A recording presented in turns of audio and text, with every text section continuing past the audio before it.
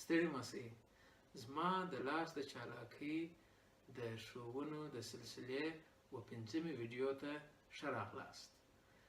په دې ویډیو کې زه کوم نوی تخنیک نه درښیم، بلکې په 4مې ویډیو کې د ښوول شوي د تخنیک سره په استفاده زه غواړم چې یوه کلاسیکه د ورقو د جادو یا شعبده د بازۍ پارچه درته اجرا کړم. نو هیله لرم چې ستاسو د علاقې وړ وګرځي او تاسې دا ښوونه پرکټیس کړئ او زده یې کړئ او خپلو ملګرو ته اجرا کړئ. ورقو ته اول ګډ ورکول کیږي.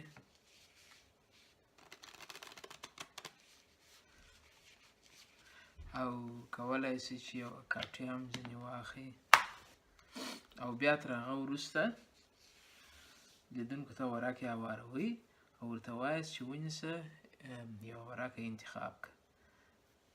د مثال په ډول لیدونکی دا ورقه انتخابوي. صحیح؟ دا ورقه په یاد وساتئ. نو ورقې راټولیږي او بیا څو کاټه اخیسته کیږي او د لیدونکي ورقه وراچول کیږي او بیا نورې ورقې هم پر سر یې وراچول کیږي او د لیدونکي ورقه د ورقو په منځ کې ورکیږي. او اوس ورته سایله وکړه.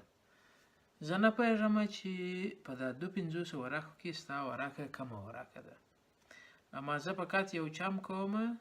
زه داسې پر دا ورقو باندې لاس فقط داسې یو سایه پر راتېروم.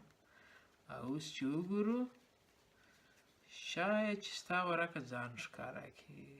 نه، ښکاره یې نه کوي. دا په دې خاطر چې ما د دې لاسه څخه استفاده کړې وه. ما باید چپه لاس کارولی وای. نو راځه چې یو وارې بیا په چپه لاس باندې کوښښ وکړم. داسې یو سایه پر راتېروم او اوس وګورو چې څه کیسه ده. دا دی په دا 250 ورقو کې یوې ورقې ځان ښکاره کوي. آیا دا ستا ورقه وه؟ دا ستا ورقه وه؟ لیدونکی به ووایي چې نه، دا نه وه. ورته ته دا ورقه ښه ولوله د نږدې څخه. په دې ورقه کې لیکلي دي په یو مخفي رنګ، که چیرې ته یې ویلی شې چې ستا ورقه د کرې اوکۍ وه. نو لیدونکی به هر څه ځیر سي، ووایي ولا دا څنګه حساب دی؟ زه هېڅ دلته دا لیک زه نسم لوستی دلته. خیر، په هر صورت ورته دا د جادوګرانو یو مخفي رسم الخط دی چې ته نسې لوستلی.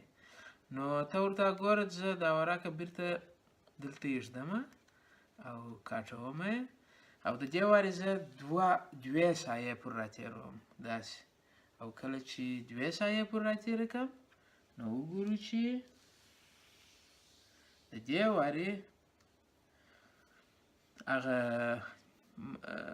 مرموزه ورقه ورکه شوې ده او په عوض کې ستا انتخاب شوې ورقه یعنې 7 د کرې ځان راته ښکاره کوي.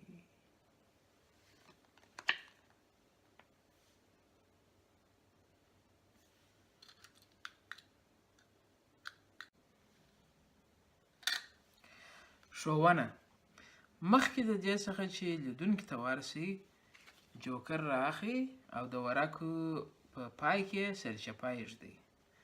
بیا تر هغه وروسته کولی شئ چې د لیدونکي مخې ته ورقو ته ګډ ورکړئ، اما کله چې ګډ ورکوئ د اخري ورقه باید درڅخه ګډه وډه نه شي.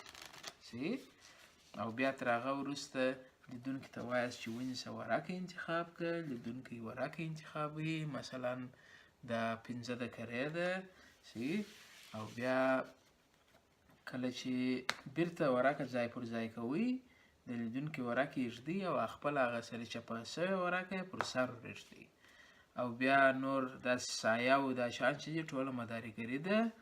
اول ځل چې لیدونکي ته ورقې ورښکاره کوئ، ګورئ چې دلته دا د لیدونکي ورقې دلته ده او ستاسو دا جوکر چې دی سرچپه دلته راوځي.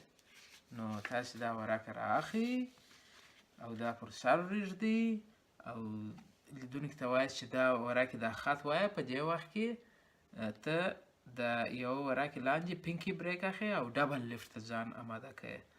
ورقه یې پر سر وریږدئ، ډبل لیفت کوئ، یعنې دوې ورقې. که چیرې ډبل لیفت ستاسې نه پوهېږئ چې څه شی دی، زما څلورمې ویډیو ته مراجعه وکړئ.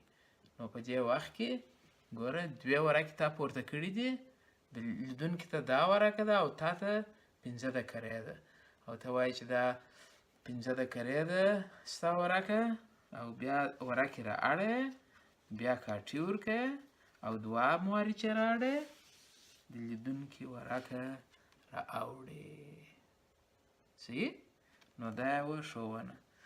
نو خدای دې وکړي چې دا ټریک ستاسو خوښ شوی، زده یې کړئ او خپلو ملګرو ته یې اجرا کړئ او د ژوند څخه خوند واخلئ. تشکر.